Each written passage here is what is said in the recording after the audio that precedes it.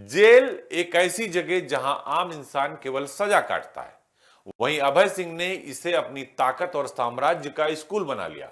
सलाखों के पीछे बिताए गए दिन सिर्फ उनके जीवन की सजा नहीं थी, बल्कि पूर्वांचल में अपनी पकड़ मजबूत करने का आरंभिक मंच बन गया। यही जेल की चार दीवार के भीतर उनका सामना हुआ पूर्वांचल के सबसे बड़े माफिया डॉन मुख्तार अंसारी से। ये पहला नजदीकी सिर्फ परिचय नहीं थी, ये धीरे धीरे साजिशनुमा साजिश में भी बदल गई। मुख्तार के साथ ही अभय सिंह जौनपुर या लखनऊ के दबंग नहीं रहे, उनकी हैसियत अब पूरे पूर्वांचल, पूरे प्रदेश में फैल गई थी। खेल अब सिर्फ राजनीति का नहीं रहा। फैजाबाद से गाजीपुर, मऊ से आजमगढ़, हर जगह अभय सिंह की समानांतर सत्ता दिखाई देने लगी। रेलवे के ठेके हो, स्क्रैप हो, कारोबार हो, अवैध वसूली हो, दबंगई हो, काले कारोबार में उनकी दखल बढ़ती गई। जेल ने उन्हें केवल सजा नहीं दी, बल्कि पूर्वांचल के राजनीतिक खेल का मास्टर स्ट्रोक बनने का पाठ पढ़ाया। इसी समय से अभय सिंह का नाम सत्ता, डर, रहस्य और बाहुबल दबंगई का पर्याय बन गया। जेल वही जगह थी जहां अभय सिंह ने अपनी ताकत को माफिया नेटवर्क से जोड़ा। सलाखों के पीछे बिताए गए दिन सिर्फ उनकी साजिश नहीं थे, बल्कि पूर्वांचल में अपनी पकड़ मजबूत करने का पहला असली खेल बन गए। यही जेल की अंधेरी गलियारों से उनकी मुलाकात पूर्वांचल के उस वक्त के सबसे बड़े डॉन मुख्तार अंसारी से हुई।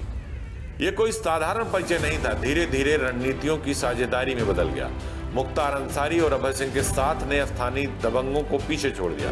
देखिए, समाजवादी पार्टी तो कहेगी, उसमें कोई दिक्कत थोड़ी है। अब वो तो विपक्ष है, वो तो दल में है, लेकिन उनकी मजबूरी थी ना। समाजवादी पार्टी ने ऐसी परिस्थितियां खड़ी कर दी कि वो उस दल में चुनाव रह के लड़ ही नहीं सकते थे। अब वो सूर्यवंशी ठाकुर हैं, अयोध्या जनपद के रहने वाले हैं, उनके कुल खानदान के भगवान श्री राम थे, और उन्हीं को जो है बंदिश लगा दी गई कि आप दर्शन नहीं कर सकते हैं।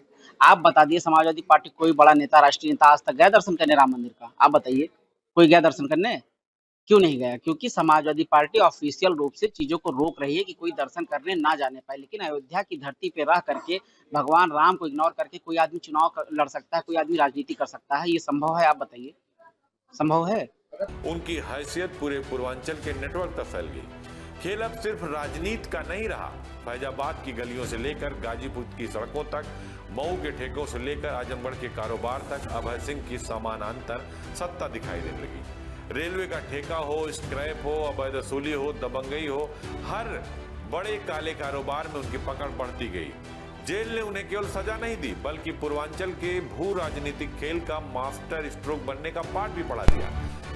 सलाखों के भीतर सिखाई गई शक्ति और डर की बुनियाद ने अभय सिंह को एक डरावना लेकिन करिश्माई बाहुबली बना दिया गया। अब हर गली, हर ठेके, हर राजनीतिक मंच पर उनका नाम सत्ता, खतरनाक रणनीति और रहस्य का पर्याय बन चुका था।